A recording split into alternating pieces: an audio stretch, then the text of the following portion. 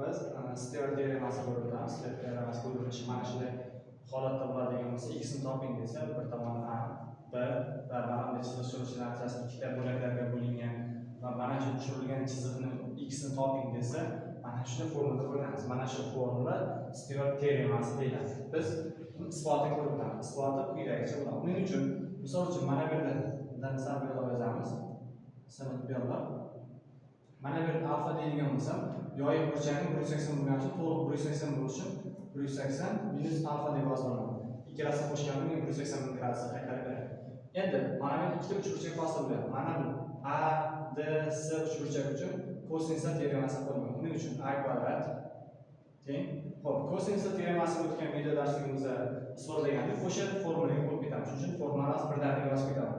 A kvadrat teng s kvadrat plus x kvadrat minus 2 s x kosinus alfa. Endi mana bu uchburchak uchun kosinus teoremasi d s b. Mana shu uchburchak uchun kosinus teoremasi quyidagicha yoziladi. Ya'ni b ning kvadrati teng d kvadrat plus x kvadrat minus 2 x ko'payganda kosinus bu yerda burchagimiz 180 minus alfa. 180 minus alfa. Endi men ikkala tomonga ham hop tengroqlarda ikkala tomonga bir xil sonni qo'shish, ayrilish, ko'paytirish bo'lishi mumkin va bajarayotganimizda o'sha amalni ikkala tomonga ham bir xil bajaramiz. Misol uchun qaysi tomonga son qo'shsam, misol uchun bu tomonga son qo'shmoqchimanmi, chap tomonga ham qo'shishim shart. Men hozir bu tomonga men d ga ko'paytiradigan bo'lsam, ikkala tomonni ham d ga ko'paytiraman. D ga ko'paytirsam qanday tenglik hosil bo'ladi? A kvadrat d teng s kvadrat d hop plus x kvadrat d minus 2 s d x kosinus alfa. Mana bu esa ikkala tomonga ham s ni ko'paytiraman. S ni ko'paytirsam nima hosil bo'ladi? B kvadrat s teng d kvadrat s plus x kvadrat hop d kvadrat s hop x kvadrat s xo'sh. Qarang, mana bu joyda kosinus 180 minus alfa nomi o'zgarmaydi. Kosinus bo'lib qoladi. Trigonometriyamizga ma'lum.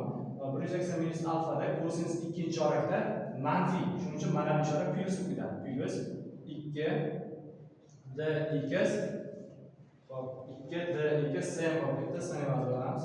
2 s d x kosinus alfa hosil bo'ladi. Endi biz sistemani qo'shib yuboramiz. Qo'shib yuborganimizda qanday tengliklar hosil bo'ladi?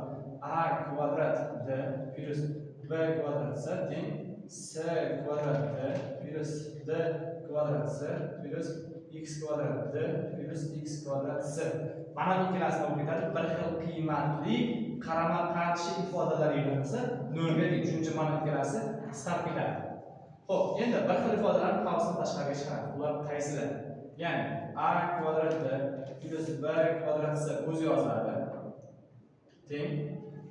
Xo'sh, misol uchun mana bunda men s ni tashqariga chiqaradigan bo'lsam, s d ni tashqariga chiqaradigan bo'lsam, nima hosil bo'ladi? S ni tashqariga chiqarsam, mana bu joyda s plus d.